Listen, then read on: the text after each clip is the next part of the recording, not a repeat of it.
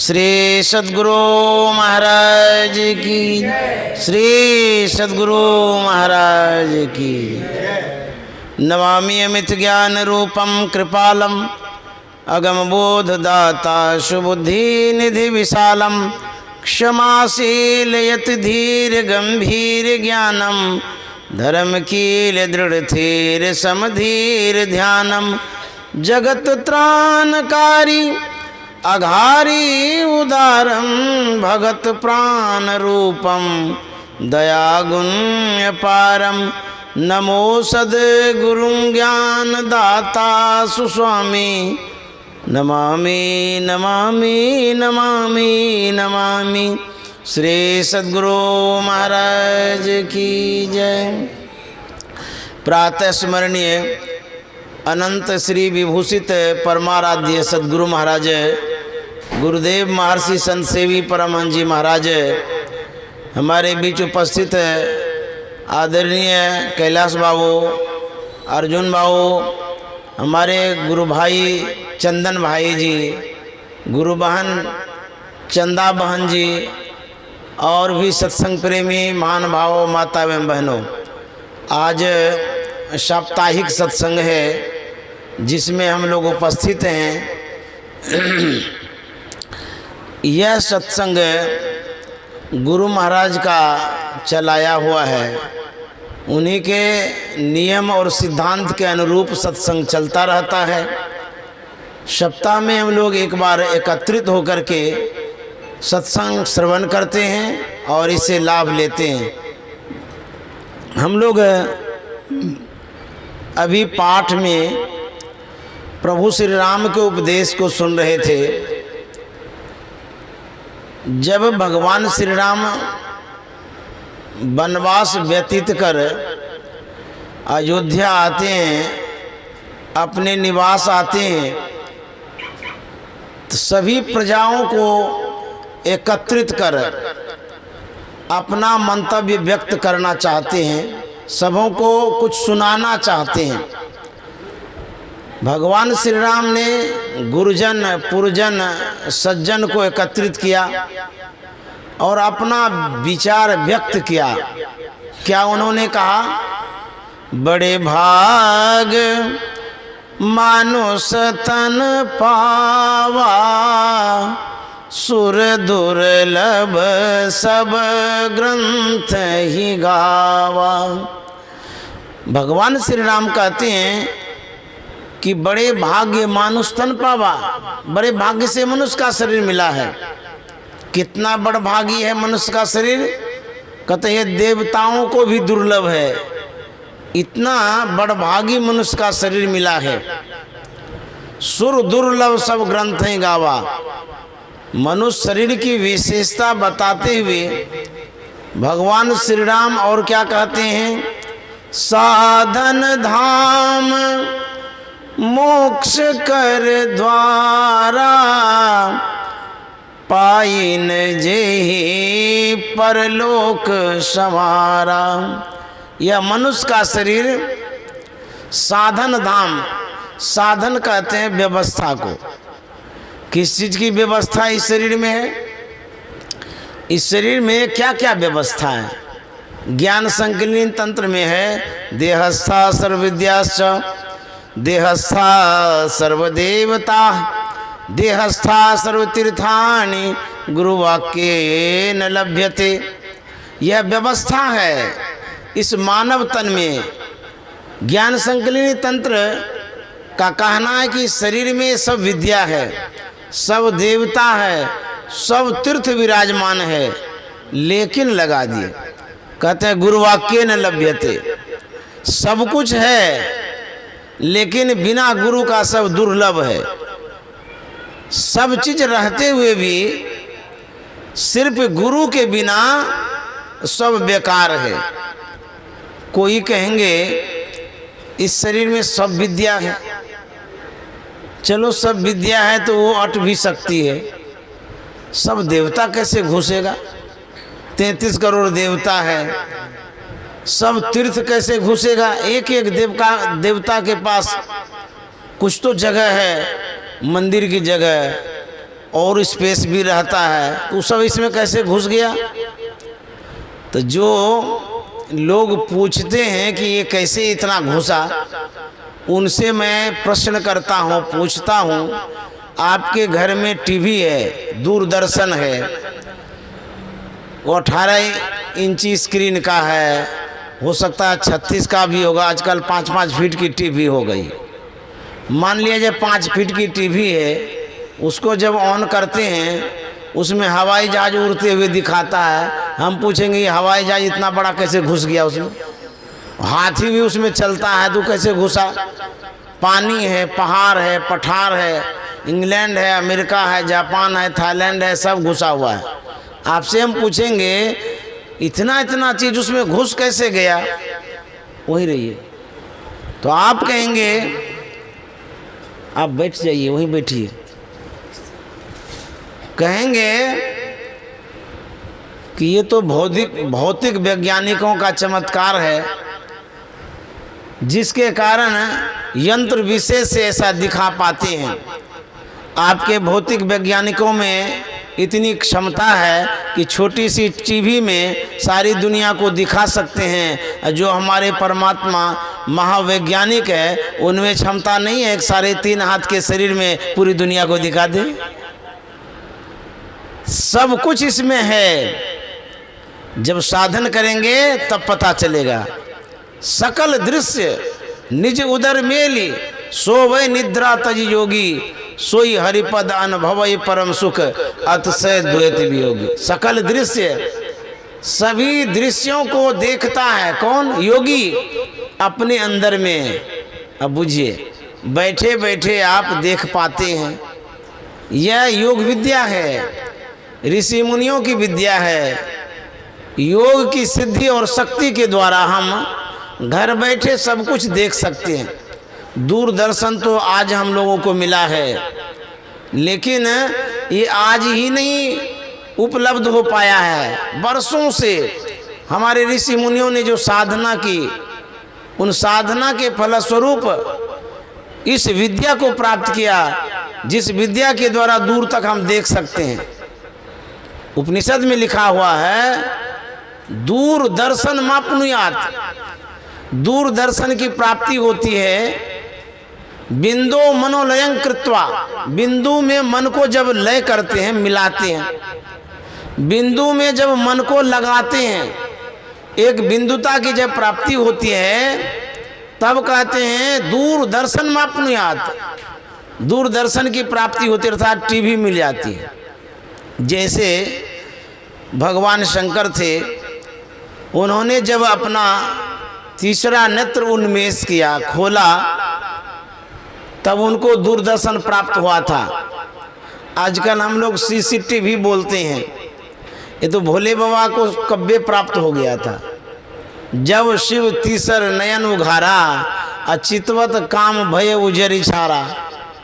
ये जो शिव नेत्र है, यही CCTV है, सबके पास है, लेकिन सबका ढका हुआ है। आपके पास CCTV हो, अब वहाँ पर आवरण दे दीजिए, पर्दा दे दीजिए, उस CCTV कोई काम का नहीं है। CCTV है, लेकिन टीवी को ढक दिए हैं, तो टीवी में क्या कैप्चर होगा? वीडियो कुछ भी नहीं होगा। तो कहते हैं कि हमारे पास CCTV है, शिव नेत्र जिसको कहते हैं, तीसरा आँख, तीसरा तिल, तो वह ढक गया है। गोस्वामी तुलसीदास जी महाराज कहते, उघरई विमल विलोचन ही के, मिटही दोष दुख भव रजनी के, सूजई रामचरित मनि मानिक, गुप्त प्रगट जब जो जय खानिक। जब उघरेगा, क्या उघरेगा? विमल विलोचन, विमल मन पवित्र, विलोचन में विशेष आँख। विशेष आँख जब उघड़ेगी तब क्या होगा? तब सूझई रामचरित मनि मानिक। उसके पहले नहीं। इस आँख से हम संसार को देख सकते हैं। सगुण साकार जो भगवान का रूप है, उसका दर्शन हम कर सकते हैं, लेकिन जो निर्गुण निराकार है, जो अव्यक्त है, अगोचर है, उनका दर्शन तब पाएंगे जब भीतर की आंखें खुलेगी। तुलसीदास जी महाराज कहते हैं उसी का उन्मेष करिए, खोलिए साधना के द्वारा। जब वो आँख खुलती है तब सब विद्या की प्राप्ति होती है। एक गुरु महाराज का संस्मरण है। परमाराध्य सदगुरु महाराज बंगाल बाहुल क्षेत्र में सत्संग करने के लिए गए थे। वहाँ तक आवाज़ जाती है? अच्छा, तो आवाज़ तो जाती है, लेकिन आप सुनते हैं कि नहीं सुनते हैं इसका कैसे पता चलेगा? आवाज़ जा रही, कहीं ख्याल इधर उधर हो गया तो सूरत को कहीं घर में लगा देंगे तब क्या होगा? सूरत को सूरत की जगह रखिए। एक महात्मा थे, सत्संग कर रहे थे, बड़ी भीड़ थी, बहुत लोग आए हुए थे। पास की एक बूढ़ी माता को पता चला कि यहाँ भीड़ एकत्रित हो गई है। वह भी देखने के ख्याल से आती है, देखती है बड़े बड़े लोग बैठे हैं, वह भी देखने के ख्याल से जाती है। भीड़ को चीढ़कर मंच के पास चली गई, वहीं पर बैठ गई। महात्मा जी प्रवचन प्रारंभ करते हैं, वह बूढ़ी रोने लगी। महात्मा ने देखा कि जैसे ही आई प्रवचन प्रारंभ हुआ कि रोना शुरू कर दी। महात्मा के मन में हुआ बड़ी श्रद्धावान है, संस्कारी है, इतना भाव में ये रो रही है। अच्छे श्रोता मिल गए और लोगों के आंख में तो आंसू है ही नहीं, लेकिन इनके देखे आते ही रोने लगी। तो बड़ा संस्कारीन है ये। अच्छा, सत्संग की जब समाप्ति होगी तो पूछेंगे ऐसा कौन सा भाव आया जो आप रोने लगी? तो जब तक प्रवचन करते रहे तब तक वो रोती रही, बिलख बिलख करके रो रही थी। सत्संग पूरा हुआ, सामने में तो बैठी ही थी। महात्मा ने पूछ दिया कि माता जी ये बतलाइए, आपके मन में कौन सा भाव आ गया जो आप तब तक रोती रही जब तक मेरा प्रवचन होते रहा? आप अच्छे संस्कारीन हैं, बड़े श्रद्धालु हैं, आप बताइए कौन सा भाव आया जो रो रही थी? क्या आपने सुना, क्या समझा? बूढ़ी ने कहा कि बाबा आपने जो कुछ भी कहा मैंने एक भी बात नहीं समझा। बोला तो फिर रो क्यों रहे थे? बोले कि क्या कहेंगे, मेरे पास एक पठवा था बड़का खसिया, वो कुछ दिन पहले ही मर गया। अब बेचते तो बहुत दाम मिलता, बहुत पुराना वो पाठा था। आपके सत्संग में जब आए ना, आप जब प्रारंभ किए सत्संग को, तो बोलने के क्रम में आपकी जो दाढ़ी हिली, हमको पठवा याद आ गया कि हमारे पठवा का दाढ़ी इसने था। राम राम, तू तो चौपट कर दिया।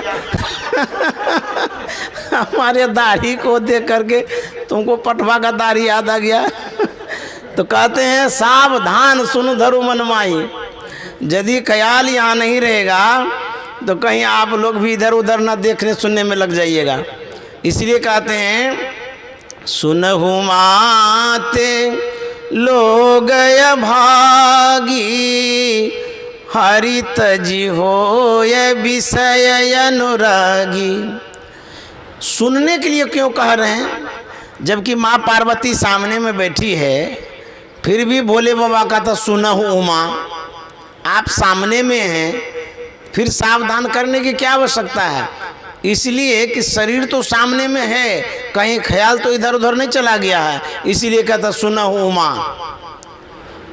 तो सावधान होकर के जब सुनेंगे, मन से जब सुनेंगे, तब मन में बातें बैठेगी और तब कुछ काम में आएगा। तुलसी साहब ने लिखा है, सखी सीख सुनी गुनी गांठी बांधो, ठाठ ठठ सतसंग करे। सुन करके विचारिए, अब विचार करके जीवन में गांठ बांध लीजिए कि यही काम करना है। ठाठ ठठ सत्संग करो। तो मैं गुरु महाराज का प्रसंग सुना रहा था। गुरु महाराज बंगाल क्षेत्र में गए थे सत्संग करने के लिए। तो बंगाल में बंगाली भाषा में बोलना होता है, तब तो वो लोग समझेंगे। तो गुरु महाराज ने और भी लोगों से कहा कि बंगला में प्रवचन करिए। तो कोई तैयार नहीं हुए कहने के लिए। गुरु महाराज ने महर्षि संत सेवी जी महाराज से भी कहा कि आप बंगला में बोलिए, आपको तो आता है, आप बंगला पढ़ते भी हैं। सही में गुरुदेव के पास, महर्षि संत सेवी जी महाराज के पास बंगला का रामायण था, मैंने देखा था, अब पढ़ते भी थे गुरुदेव। आप बोलिए प्रवचन। तो गुरुदेव ने कहा कि हुजूर मैं बोल तो लूँगा, लेकिन बोलने में त्रुटि हो जाएगी, जो क्रमबद्धता होनी चाहिए वो नहीं रहेगी, इसलिए हुजूर मैं भी नहीं बोलना चाहता हूँ। अब देखिए गुरु महाराज की मौज। जब कोई तैयार नहीं हुए तो गुरु महाराज ने कहा अच्छा लाइए माइक। गुरु महाराज के सामने माइक दिया गया, बंगला में संबोधन से शुरू किए और जब प्रवचन करने लगे धारा प्रवाह बोलते रह गए। पूरा प्रवचन गुरु महाराज बोल दिए बंगला में उस दिन। तो लोगों ने आश्चर्य से पूछा कि हुजूर कभी तो बंगला में बोलते नहीं थे, मैंने सुना ही नहीं, लेकिन आज कैसे बोल दिए धारा प्रवाह। तो गुरु महाराज ने कहा था कि आप नहीं जानते हैं, कबीर साहब ने लिखा है त्रिकुटी महल में विद्या सारा, घनहर बरजे बजे नगारा, घनहर गरजे बजे नगारा। ये विद्या त्रिकुटी महल में है, जो त्रिकुटी में पहुंच जाते हैं उसको इस विद्या की प्राप्ति हो जाती है। तो सभी विद्याओं की प्राप्ति होती है त्रिकुटी में। इसीलिए कहा सर्व विद्याश्च देहस्था सर्व विद्याश्च, सभी विद्याओं की प्राप्ति त्रिकुटी में है। हम सरकार के द्वारा सूचना पाते हैं कि समाज के लोगों को साक्षर करो, साक्षरता अभियान भी चलाते हैं, सभी क्षेत्रों में चलता है।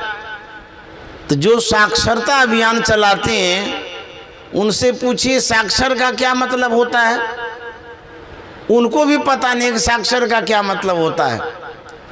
साक्षर का अर्थ होता है न क्षरतीति अक्षर है, जिसका अक्षरण नहीं होता हो उसको अक्षर कहते हैं। उस अक्षर का जिसको ज्ञान है वही साक्षर है। अक्षर परमात्मा, न क्षरति इति अक्षर है, जिसका क्षरण नहीं होता हो, समाप्तिकरण नहीं होता हो, वो तो परमात्मा है। एक परमात्मा ही है जिसका क्षरण नहीं होता है। तो उस परमात्मा का ज्ञान जिनको होता है वही साक्षर होते हैं, अन्यथा सब के सब निरक्षर हैं। ये बात यदि कहेंगे तो लोग बिगड़ ही जाएंगे। हम लोग निरक्षर हैं, हम लोग तो बहुत पढ़े लिखे हैं, कॉलेज भी किए हैं, निरक्षर कैसे कह दिए। सच में निरक्षर है। साक्षर तो एक संत ही होते हैं और सब निरक्षर ही होते हैं। अक्षर का ज्ञान सबको नहीं होता है, संत को होता है। एक बार सर्वाजित अपनी माँ से अपना विचार प्रकट करता है। माँ से कहता है कि माँ हम इतने पढ़े लिखे हैं, इतना धर्म ग्रंथों का ज्ञान है, सभी वेद पुराण सब कुछ कंठस्थ है, हमको उपाधि मिलनी चाहिए। तो बोले कि क्या उपाधि चाहते हो। बोले कि हमको सर्वाजित कहिए, और लोगों को कहना भी चाहिए। तो माँ ने कहा क्यों। बोले कि इसलिए आज तक मैंने जिनसे शास्त्रार्थ किया सबको मैंने परास्त कर दिया, इसलिए मेरा नाम सर्वाजित होना चाहिए। तो उनकी माँ ने कहा कि तुम कहते तो ठीक ही हो, लेकिन सबको तुमने परास्त नहीं किया है, इसीलिए तुम्हारा नाम सर्वाजित नहीं होगा। तो सर्वाजित ने कहा कि कम से कम तू तो कह दो, दुनिया कहेगी कि तू तो मेरी माँ है, कोई उपाधि दे या न दे। यदि किसी से उपाधि नहीं मिलती है आजकल के ऐसे भी गुरु होते हैं, चेलवा से उपाधि ले लेते हैं चेलवा को सिखा देते हैं कि तुम हमको ये कहो तो उपाधि लेने के लिए भी सब करता है लोग। तो सर्वजित ने कहा कि दुनिया के लोग माने या ना माने, तू तो मेरी माँ है, कम से कम तू तो कह दो कि तू सर्वजित है। बोले अच्छा, हम ऐसे झूठो कह देंगे सर्वजित। बोले झूठो किस में क्या बात है, हम इतने पढ़े लिखे हैं, तुम जानती हो, और सबको हम परास्त कर दिए हैं, ये भी तुम जानती हो, इसमें झूठ की क्या बात है। बोले मैं इसलिए नहीं सर्वजित कहूँगी क्योंकि एक संत हैं कबीर साहब, यदि वो परास्त हो जाए तुमसे, पराजय स्वीकार कर लें, उस दिन हम तुमको सर्वजित कह देंगे। बोले माँ तू भी गजब की बात करती है। अरे वो तो पढ़े लिखे हैं ही नहीं, पढ़े लिखे से शास्त्रार्थ किया जाता है, अनपढ़ से क्या शास्त्रार्थ करेंगे। तू भी इनका ऐसे का नाम बोल दी। बोले कि भले वो अनपढ़ हों लेकिन वो हार मानेंगे तब तुम्हारा नाम सर्वजित कहेंगे। तो बोले ठीक है, हम उसको हरा के आते हैं। उनको हराने में क्या, वो तो पढ़े लिखे भी नहीं हैं। तो बोले ठीक है तुम जाओ। तो सर्वजित क्या करता है, एक बैल पर ढेर सारा धर्म ग्रंथ लाद लेता है, इसलिए कि कहीं बात करने में पूछ दे कि कहाँ से बोल रहे हैं, तो उदाहरण दे देंगे कि इस ग्रंथ से बोल रहे हैं। चला यहाँ से बैल पर लाद करके चलते चलते चलते कबीर साहब के प्रांगण में वो पहुँचता है।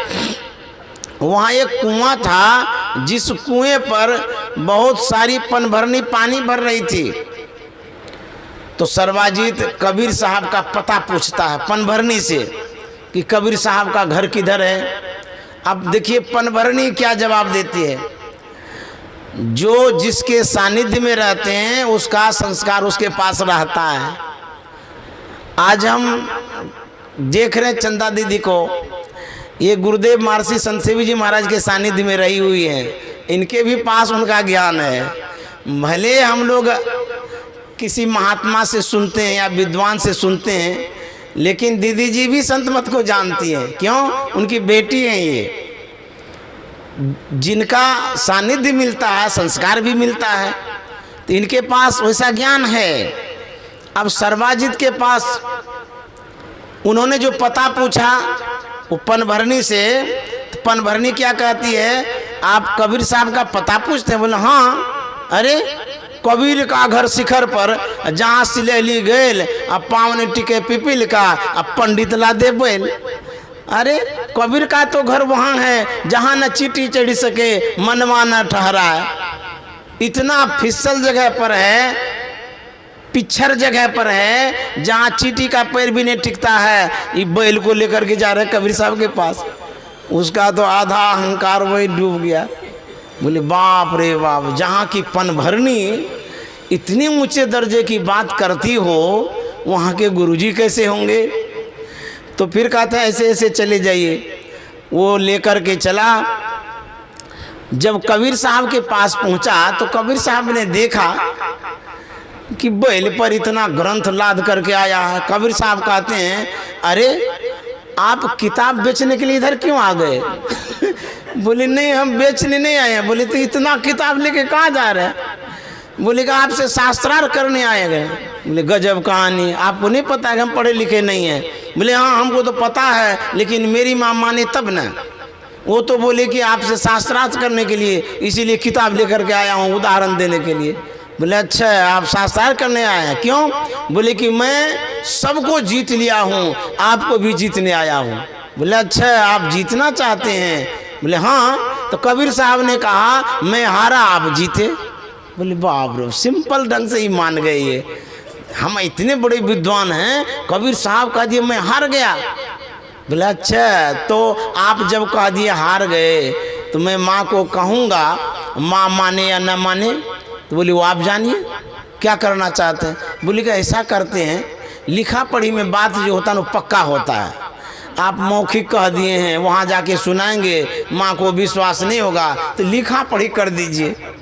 तो कबीर साहब ने कहा मुझे तो लिखने नहीं आता है मैं क्या लिखूंगा, पढ़ा लिखा हूँ नहीं।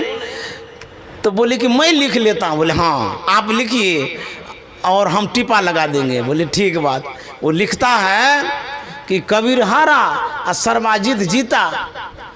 पढ़ लिया उसको, बोली कि आप इसमें टीपा लगा दीजिए, अब माँ को दिखा दूंगा, अब माँ विश्वास कर लेगी, मैं सर्वाजित हो जाऊंगा।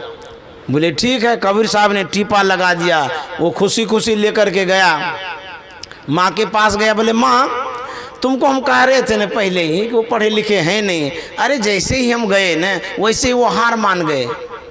अच्छा, ये बात नहीं कहा कि पनभरनी ने क्या क्या कहा था। अपनी हार कोई प्रकट नहीं करता है, छिपाना चाहता है। यदि ये बात कह देते पनभरनी ने ये कहा था तो इसकी तो बेइज्जती हो जाती। तो कहते हैं कबीर साहब ने तो हार मान लिया, और तुम कहती थी कि जाकर के हराओ हराओ, वो तो अपनी ही देखते ही हमको हार गए वो। और वो कह दिए कि मैं पढ़ा लिखा भी नहीं, मैं साथ साथ क्या करूँगा। तो उनकी माँ कहती है वो हार गए। बोले हाँ। तो बोले मैं कैसे मानूंगी। तो सर्वाजित कहता इसीलिए तो हम लिखवा के लाए हैं, आपको विश्वास नहीं होगा इसलिए हम लिखवा लिए हैं। तो बोली वो तो पढ़े लिखे हैं नहीं तो लिखेगा कैसे। तो बोले हम ही लिखे हैं, और उससे टीपा लगवा दिए हैं, अंगूठा का निशान। बोले अच्छा ऐसा हो गया। बोले हाँ। तो देखो ना तुमको विश्वास नहीं तो ये लो पेपर। सर्वाजित माँ के हाथ में पेपर देता है। जैसे माँ के हाथ में पेपर गया वो बातें उलट गई। उनकी माँ पढ़ती है कि कबीर जीता और सर्वाजित हारा। बोले अरे इसमें तो लिखा हुआ है कि कबीर जीता सर्वाजित हारा। तो सर्वाजित कहता माँ ठीक से देखो, कमजोर आंख हो गई होगी तुम्हारी, बढ़िया से पढ़ो, हमें तो लिखे हैं, उसमें उल्टा पुल्टा कैसे हो सकता है। बोले अरे हम तो ठीके से पढ़ते हैं, हमको खूब सूझता है, तुमको ही नहीं सूझता है, ये लो पढ़ो तुम। तो जैसे हाथ में लिया तो देखता है सही में कबीर जीता सर्वाजित हारा। तो सर्वाजित का तो माँ वो हड़बड़ में गड़बड़ हो गया, वो लिखने में उल्टा पुल्टा हो गया। तो बोले तब, बोले मैं फिर से जाता हूँ उनके पास, फिर कहूँगा टिप्पा लगवाने के लिए। फिर वो गया। तो कबीर साहब के पास जब गया तो बोले कि अब क्या कसर रह गया, लिखवा के तो ले ही गए।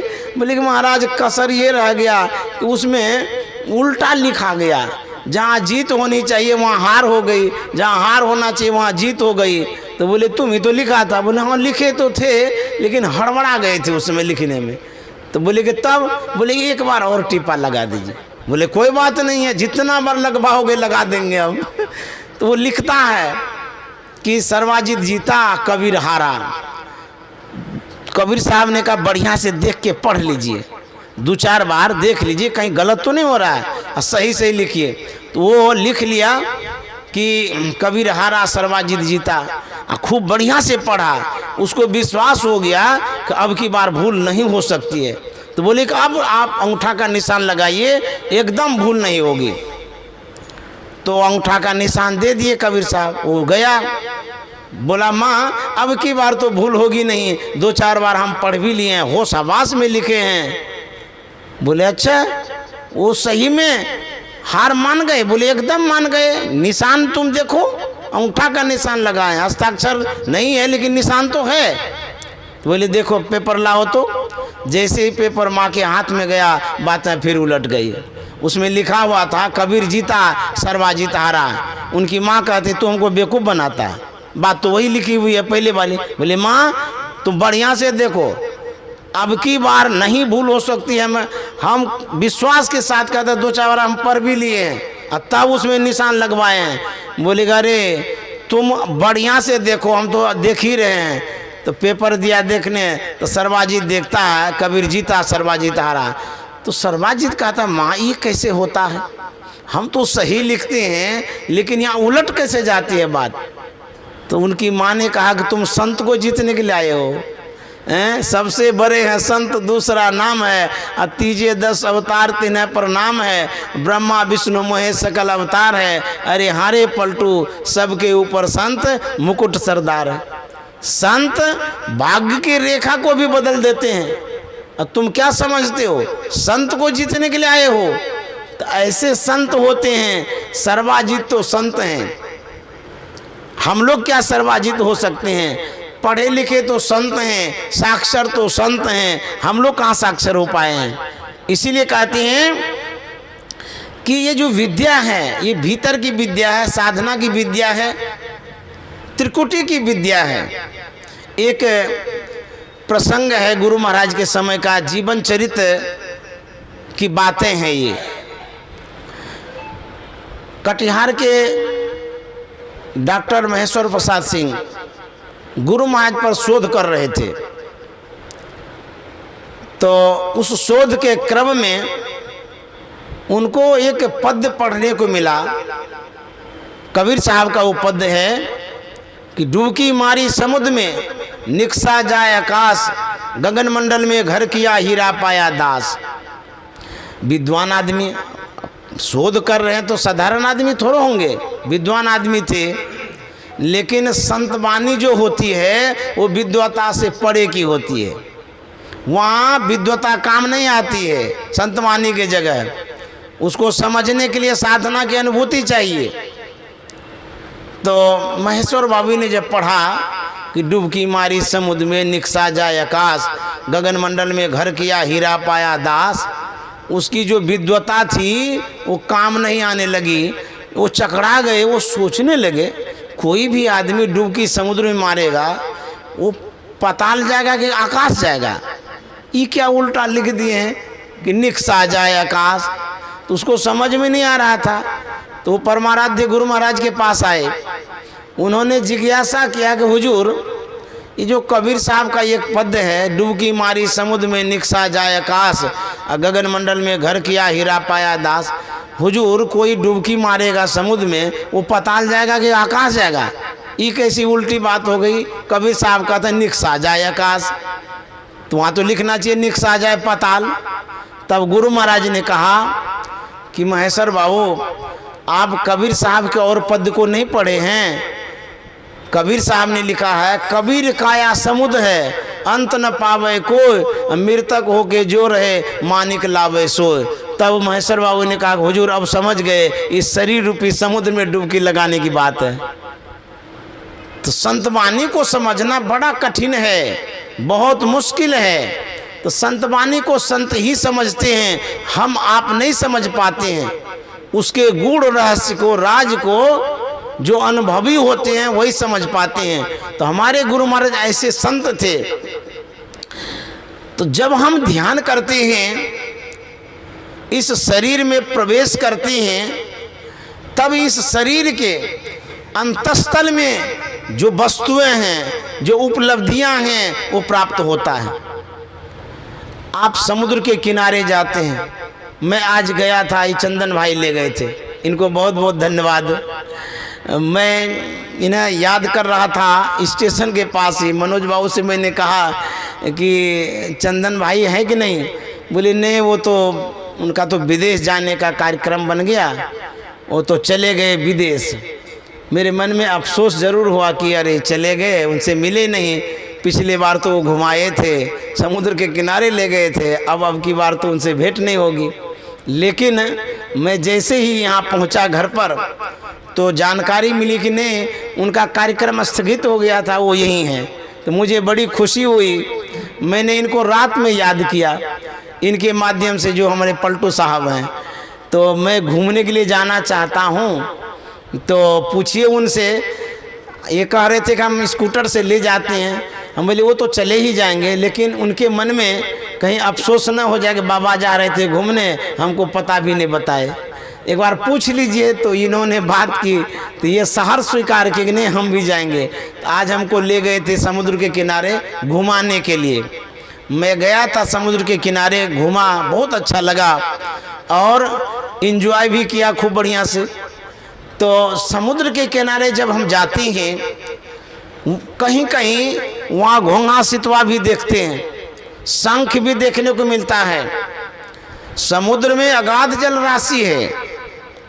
वहाँ पर आप देखेंगे कि कोई व्यक्ति आता है, घोंघा सितवा चुन करके जाता है, उसे भी कुछ काम होता है। कोई आता है शंख चुन करके चला जाता है, कोई आता है मछली पकड़ के चला जाता है, कोई आता है उसमें गैस वगैरह सब जो पदार्थ है उनको प्राप्त करता है। जो जिस तरह के खोजी होते हैं उस तरह के पदार्थों को पाता है। भीतर में गोताखोर आता है तो विशेष रूप से वो कुछ पाता है। ठीक उसी तरह से जो शरीर है समुद्र के समान है। जो जिस तरह के गोताखोर होते हैं, जो जितना डीप में जाते हैं, जितना प्रवेश करते हैं, उसको उतनी वस्तुएं उपलब्ध हो पाती हैं। तो शरीर में डुबकी लगाएंगे तब ना। हम लोग रोज सोते हैं और जगते हैं, तो जब हम जगते हैं तो आँख में आते हैं, आँख से हम तो बाहर ही रहते हैं, दिन भर बाहर रहते हैं, काम में लगे रहते हैं, भीतर घुसते ही नहीं हैं। ये पिंड तक तो आते हैं और वहीं से बाहर निकल जाते हैं। जैसे आपके पास छेद है दरवाजे का, आप आते हैं और दरवाजे के छेद से बाहर चले जाते हैं, ऊपर छत पर जेबिन करते हैं, तो ऊपर का कैसे पता चलेगा ऊपर में क्या है?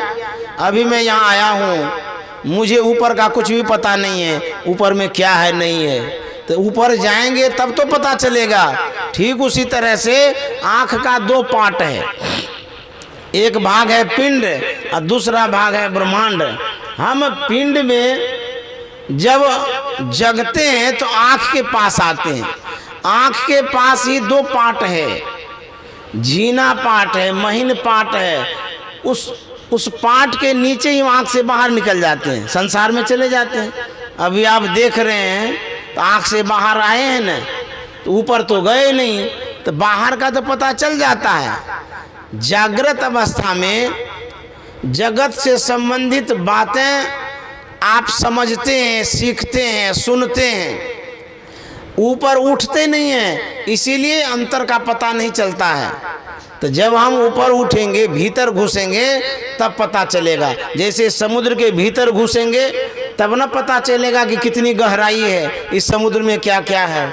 संत महात्मा कहते हैं शरीर भी अगाध अथाह जलराशि के समान है, समुद्र के समान है, इसलिए इसके भीतर जब घुसेंगे तब पता चलेगा। इसी के लिए संतों ने कहा कि साधना करिए, ध्यान करिए। जब ध्यान करेंगे तब भीतर घुसेंगे, तब भीतर का पता चलेगा। हम रहते हैं बाहर बाहर और भीतर का पता है नहीं, तो भीतर जब तक घुसेंगे नहीं तब तक उसका रस मालूम नहीं होगा। जो ध्यान करते हैं, भीतर घुसते हैं, उनको पता चलता है। परमाराध्य सद्गुरु महाराज भीतर प्रवेश कर चुके थे। एक बार बाहर बरामदे पर गुरु महाराज बैठे हुए थे, सेवा में स्वामी भगरत दास जी महाराज थे। गुरु महाराज अंतर्मुख हो गए। अंतर्मुख होने से चेतना सिमट जाती है, स्वाभाविक गर्दन झुक जाएगी, क्योंकि शरीर जड़वत हो जाता। गुरु महाराज की गर्दन झुक गई। यह देख करके भगीरथ बाबा के मन में होता है कि गुरु महाराज को नींद आ रही है। ऐसा करते हैं कि अंदर ले जाकर के सुला देते हैं। तो वह कान के पास भगीरथ बाबा कहते हैं कि हुजूर अंदर चला जाए। तो गुरु महाराज कुछ भी नहीं बोले। फिर दोबारा कहते हैं हुजूर अंदर चला जाए। तो भगीरथ बाबा के मन में होता है कि हो सकता है गहरी नींद में हो, इसीलिए गुरु महाराज नहीं सुन पा रहे हैं। तो खूब सटा दिए कान के पास मुंह और जोर से कहते हैं हुजूर अंदर चला जाए। गुरु महाराज इतना जोर से बिगड़ा, रे हम तो अंदर में, अब कौन अंदर में ले जाएगा तुम? तो कहते हैं जो उस अंदर में रहेंगे उसको ना आनंद मिलेगा, हम तो बाहर में रहते हैं, बाहर में ताकते रहते हैं, देखते रहते हैं, भीतर का क्या पता चलेगा। इसीलिए कहते हैं जो अंतर्मुख होते हैं उनको इस शरीर का पता चलता है। हम डॉक्टर लोग शोध करते हैं, स्थूल शरीर पर शोध करते हैं, स्थूल बीमारियों का पता वो लगा लेते हैं, लेकिन हमारे जो संत हैं वो सूक्ष्म शरीर पर शोध करते हैं, सूक्ष्म बीमारियों का पता लगाते हैं। हमारे अंदर में जो बीमारी है मानस रोग, मानस रोग का इलाज संसार में नहीं है, कोई नहीं कर सकता। जो भी मनोचिकित्सक हैं वो भी नहीं कर सकते हैं। मनोचिकित्सक मन का इलाज नहीं करता है, क्यों? उनको पता ही नहीं कि मन कैसा है, जानता ही नहीं मन के विषय में, न देखा है न समझा है। लेकिन संत मन का इलाज करते हैं, इसलिए कि वो मन पर शोध करते हैं, मने पर शोध करते रहते हैं। अच्छा, डॉक्टर के पास आप जाइए, कहिए डॉक्टर साहब आप शरीर का एक्सरे तो लेते ही हैं, जहाँ हड्डी फ्रैक्चर होता है वो आप एक्सरे में दिखा देते हैं, मशीन बता देता है कि यहाँ पर फ्रैक्चर हो गया है, टूट गई है हड्डी। डॉक्टर साहब को कहिए कि आपको 3 गुना फीस देंगे, थोड़ा सा मन का एक्सरे लेके बताइए, तो वो मन का एक्सरे ले लेगा? वैसा मशीन डेवलप नहीं कर पाया है अभी तक, न कर पाएगा। लेकिन संत के पास वो मशीन है, जिस मशीन से मन का एक्सरे वो लेते हैं, क्योंकि संतवानी में है मन की जाने सबे गुरु कहाँ छिपावे अंध। वो मन की जानते हैं और मन को वो पहचानते हैं। गुरु महाराज के सामने बहुत लोग आया करते थे। एक बार गुरु महाराज कह रहे थे कि लोग ऐसे ऐसे विचार लेकर के मेरे सामने आते हैं, यदि उनके मन की बातों को उनके सामने कह दूं तो दोबारा वो मुंह दिखाने नहीं आएंगे। इसका मतलब है मन की बात जानते थे गुरु महाराज, तो मन पर शोध संत करते हैं। तो जो साधना करते हैं वो मन की बात जानते हैं, और जो साधना नहीं करते हैं उनको किसी तरह का पता ही नहीं चलता। इसीलिए गुरु महाराज कहते थे ध्यान करने के लिए हमारा जो शरीर है बड़ा भाग्यशाली शरीर है, इस शरीर से ध्यान करना चाहिए, क्योंकि यह बार बार देह नहीं मिलेगी, यह शरीर बार बार नहीं मिलेगा। संत महात्मा कहते हैं कि यह दुर्लभ है, नर्तन दुर्लभ देव को सब कोई कहे पुकार, सब कोई कहे पुकार, देव दे ही नहीं पावे, ऐसे मूर्ख लोग स्वर्ग की आस लगावे। पुण्य क्षीण सोई देव स्वर्ग से नरक में आवे, भर में चारों खानी पुण्य कहीं ताहिर जावे। तुलसी सतमत तत गहे, स्वर्ग पर करे खखार, नर्तन दुर्लभ देव को सब कोई कहे पुकार। यह शरीर बहुत दुर्लभ है। गुरु महाराज के पद्य में है छन छन पल पल समय सिरावे, नर्तन दुर्लभ फिर नहीं पावे। छन छन पल पल समय सिरावे, नर्तन दुर्लभ फिर नहीं पावे। गुरु महाराज कहते हैं क्षण मन अल्पकालिक समय को कहते हैं। जब माताएं लोग भोजन बनाती है, तवा गर्म हो जाता है, कढ़ाई गर्म हो जाती है, उसमें जब पानी पड़ता है उसमें छन बोलता है, तो वह शब्द जो है छन वाला वो बोध दिलाता है, बताता है कि कम से कम समय को छन कहते हैं। तो गुरु महाराज कहते हैं एक एक क्षण बीतते जा रहा है, और यह जो शरीर है ये शरीर भी घटते जा रहा है। समय और शरीर दोनों व्यय हो रहा है, घट रहा है, समाप्त हो रहा है। ये दुर्लभ शरीर है, इस दुर्लभ शरीर को यूं ही गंवा रहे हैं, यूं ही बिता रहे हैं। तो गुरु महाराज कहते हैं दुर्लभ मानुष तन, करिए गुरु भजन। सबसे दुर्लभ काम क्या है? कहते हैं संत सदगुरु जो बतलाते हैं भजन करने के लिए, वो भजन दुर्लभ है। मनुष्य का शरीर दुर्लभ है और सदगुरु द्वारा प्रदत्त भजन दुर्लभ है। इसलिए कहते हैं करिए गुरु भजन, बिना रे भजन व्यर्थ है जन्म गमावे। जब गुरु महाराज का शरीर छूट रहा था, संसार का परित्याग कर रहे थे, 5 भौतिक शरीर को वो छोड़ रहे थे। देखिए संत कितने बड़े उपकारी होते हैं, अंतिम सांस में वो उपकार कर गए। साधारण लोगों की मृत्यु जब होती है, संसार के लोगों को वो संबोधित करते हैं, बेटा को, बेटी को, बहू को, परिवार को, क्या बढ़िया से धन रखना, अच्छा से खर्चा करना, फलाने जगह तगादा कर लेना, इस तरह की बात सिखाता अंतिम घड़ी में। लेकिन गुरु महाराज क्या सिखा रहे हैं? अंतिम घड़ी में, अंतिम सांस में सुकृत कर ले, नाम सुमर ले, को जाने कल की जगत में खबर नहीं पल की। अंतिम शब्द है, अंतिम आवाज है। इन भजनों को गाते गाते गुरु महाराज शरीर छोड़े हैं। इसीलिए विख्यात है, कबीर साहब की वाणी है। लेकिन कबीर साहब के वाणी को गुरु महाराज ने कितना सम्मान दिया।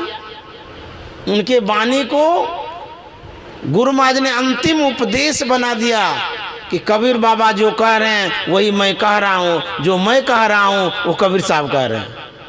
तो कहते हैं सुकृत कर ले, नाम सुमर ले, को जाने कल की, जगत में खबर नहीं पल की। इस जीवन का क्या ठिकाना है, कल सवेरा होगा कि नहीं होगा मेरे लिए, रातें में हार्ट अटैक हो जाता है, कल का जो प्लानिंग है धरा का धरे रह जाता है, कल का सूरज भी नहीं देख पाते हैं, मृत्यु कब आएगी इसका पता नहीं है, सोच भी नहीं सकते हैं कि कैसी कैसी मृत्यु आ जाती है। दिल्ली की एक कहानी है, कोई कह रहे थे रेड लाइट पर एक मोटरसाइकिल वाला इंतजार कर रहा था ग्रीन लाइन के लिए। अब ग्रीन लाइन होगा तब तो पार करेंगे। सिग्नल पर वो मोटरसाइकिल पर बैठा हुआ है और देखिए मौत कैसे आती है। वो अपने गंतव्य की ओर निहार रहा है कि मैं अब पार होऊंगा। ग्रीन लाइन होने के पहले एक विषधर सांप गिरता है उसके ऊपर। कैसे? एक चिल्ल लेकर के उड़ रहा था सांप को और ठीक उसके सीधे में छोड़ता है। जैसे ही सांप गिरता है उसके कंधे पर, उसको काटता है, तुरंत डेथ हो जाता है, मृत्यु हो जाती है। अब बुझिए, कोई सोच सकता है कि रेड लाइन पर हम मरेंगे? कब मृत्यु होगी कोई ठिकाना नहीं है, कब इस संसार से चले जाएंगे कोई पता नहीं है। इसीलिए संत महात्मा कहते हैं कि जो नाम है उस नाम को ले लीजिए, जो शुभ काम है उस काम को कर लीजिए, नहीं तो जीवन का कोई ठिकाना नहीं है। कबीर साहब ने कहा है, नाम हरि का जप ले बंदे, फिर पीछे पछताएगा। नाम हरि का जप ले बंदे, फिर पीछे पछताएगा। तू कहता है मेरी काया, काया का गुमान क्या।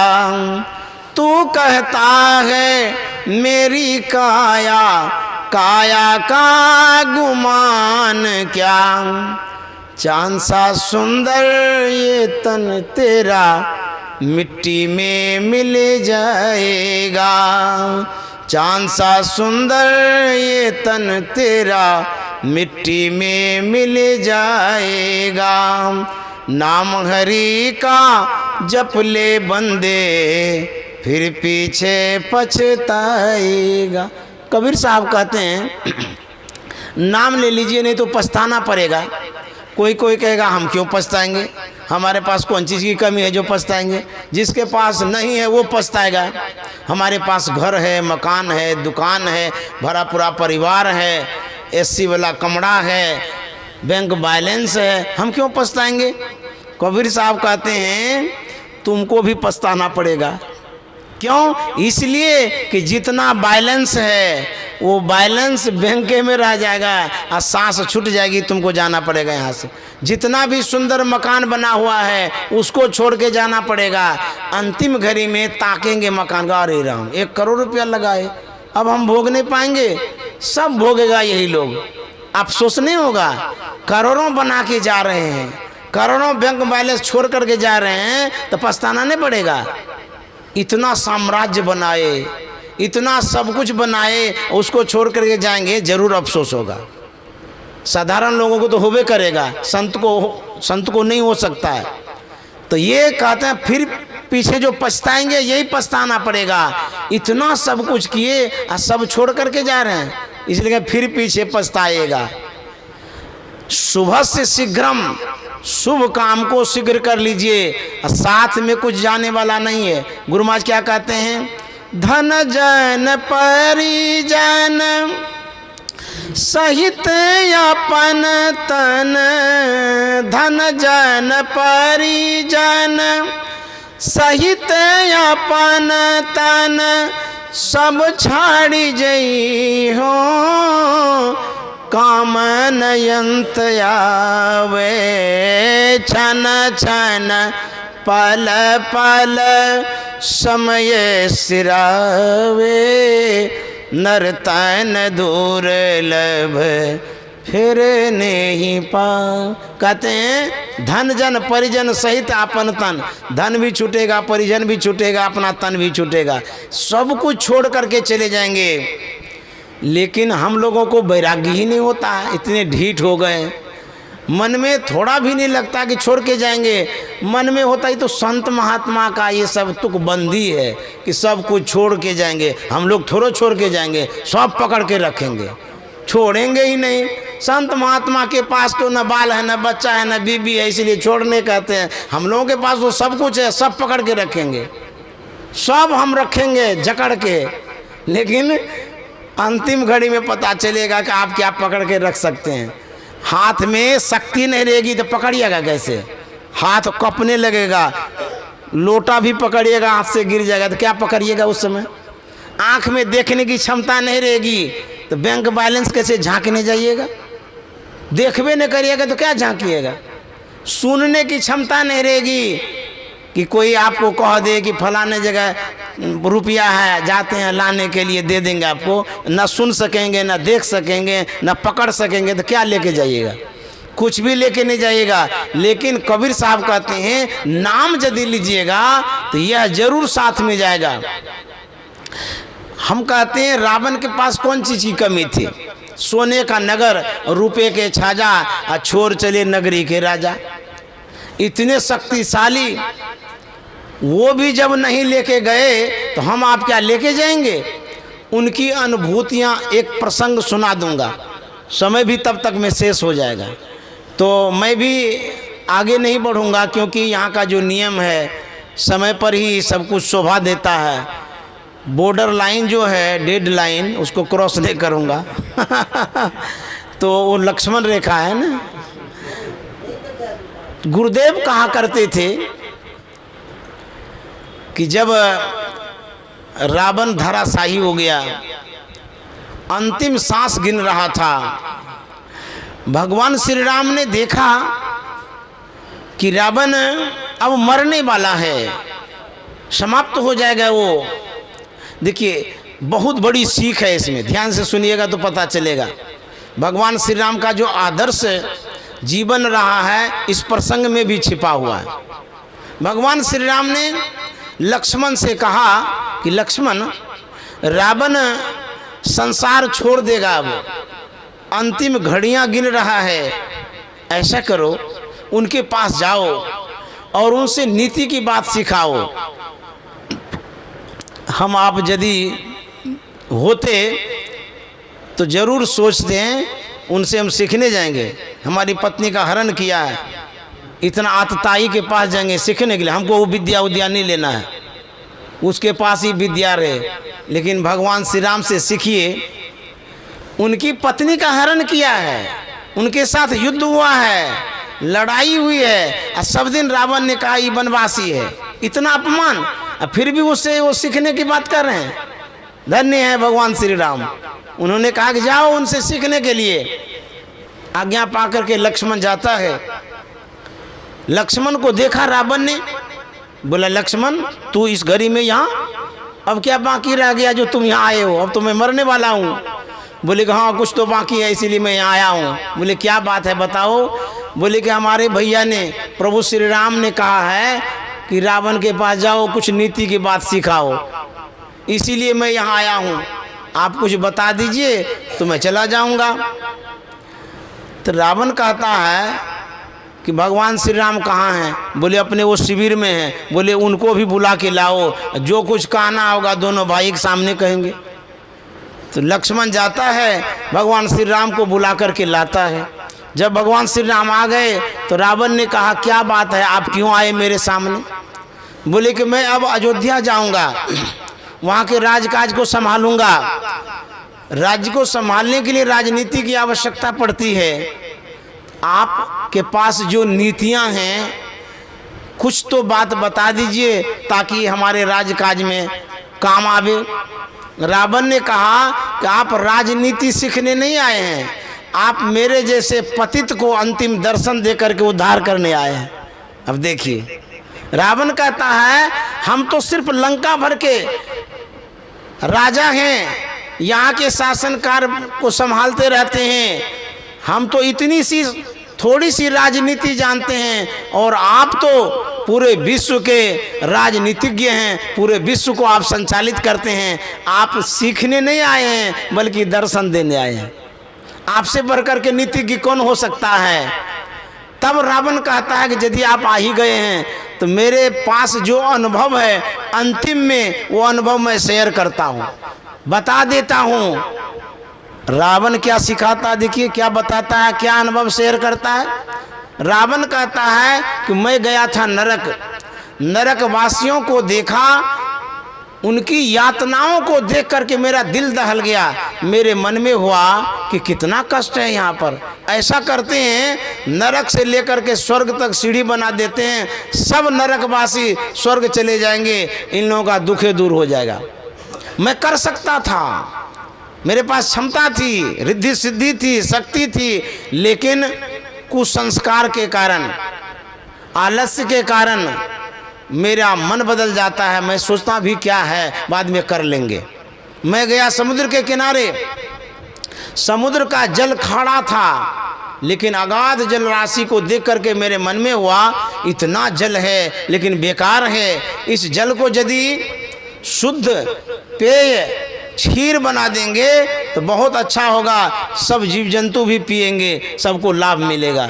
तो मेरे मन में हुआ इसको क्षीर शाही बना देते हैं, मीठा जल बना देते हैं। फिर मन में तुरंत कुबुद्धि आ जाती है, कुबुद्धि घेर ली हमको और मन में होता भी क्या है, मेरे मुट्ठी में तो वरुण देवता है, जब आदेश करेंगे तब ये ऐसा कर देगा। मैंने टाल दिया। मैं गया आपकी भार्या को हरण कर लाया। जो मैं पाप कर रहा था उस समय मुझे सोचना चाहिए था, वेट करना चाहिए था, रुकना चाहिए था। पाप करने में मैंने कुछ भी देर नहीं किया, ना टाला टूली किया। पुण्य करने में मैंने टाल टूल दिया। अब मैं उस घड़ी में पहुंच गया हूँ, मेरी ऐसी जीवन लीला हो गई है, न अभी पाप होगा हमसे न पुण्य होगा, अब तो हम संसार से ही जाएंगे। मैंने पाप करने में यथाशीघ्र किया, पुण्य करने में टाल जो दिया, ये बड़ा अफसोस मुझे हो रहा है। मैं अंतिम घड़ी में अफसोस लेकर के ही मरूंगा। तो मेरा अनुभव कहता है शुभस्य शीघ्रम, जो शुभ काम हो उसको जल्दी कर लीजिए। आप कितना भी बड़ा आदमी हो, कितना भी पैसा वाला हो, कितने भी शक्तिशाली हो, शुभ काम को कभी मत टालिए। जो शुभ काम हो उसको कर ही डालिए, क्योंकि शाम को मृत्यु होगी कि सुबह होगी ये आप नहीं जानते हैं। बच्चा में मृत्यु होगी कि युवा में होगी कि बुढ़ापा में, ये भी कोई नहीं जानते हैं। स्वस्थ अवस्था में मृत्यु होगी कि बीमारी अवस्था में, ये भी कोई नहीं जानते हैं। इसलिए मौत को याद करिए। डर करनी डर परम गुरु, डर पारस डर सार, डरत रहे सो उबरे, गाफिल खावे मार। श्री सद्गुरु महाराज की जय। आज साप्ताहिक सत्संग है, गुरु कीर्तन भी करेंगे हम लोग। आप सूरत वासियों को ढेर सारा शुभकामना, मंगल कामना। हमारे बीच कैलाश बाबू हैं, बड़े विद्वान हैं, संत मत के ज्ञाता हैं, आप लोगों को बताते हैं, समझाते हैं। संत मत का विशेष प्रचार इनके द्वारा होता है। आप लोग तो सब संत मत की बात सुन ही चुके हैं, लेकिन आपका जो स्नेह मिला, आपने जो प्यार दिया, इसी कारण से मैं आप तक आ गया। बच्चे को लोग कंधा पर जरूर उठा लेते हैं, प्यार से उठाते हैं। बच्चा यदि कहे कि मैं पिता से भी बड़ा हूँ, उसकी मूर्खता होगी। तो आपने हमें उठाया जरूर है, लेकिन आपके हम बच्चे हैं, इसलिए आपका स्नेह और प्यार मिलता रहे। श्री सद्गुरु महाराज की जय।